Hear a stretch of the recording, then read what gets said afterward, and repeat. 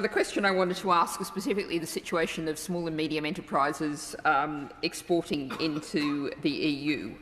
Now, the importers are having many difficulties, as the noble Viscount Waverley referred to. Florists and horticulturalists are reaching out to me regularly.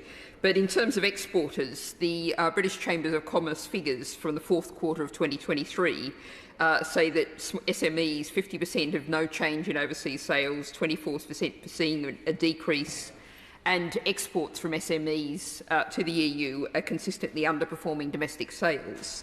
The head of trade policy at the BCC said, "Firms continue to express huge frustration with the complexity and costs involved," referring to exporting to the EU. Is the government going to do more to help what's clearly a deeply damaging situation for SMEs?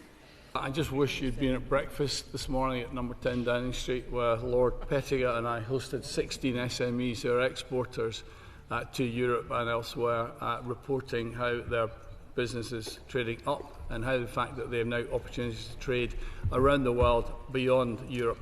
The numbers, I've been through the numbers don't lie. The numbers say that in terms of our manufacturing, there's been no difference between Europe and the rest of the world. There are, of course, individual circumstances and individual companies where there's been ups and downs, and that is business. There are ups and downs, but overall, we're very clear that our SMEs have got a great appetite to export. We need to get more of them exporting. As I said, 300,000 out of 2.5 million VAT-registered companies. I personally feel we should be pushing that up to 500,000. And I think we can do that, especially with the new digital emerging industries coming through.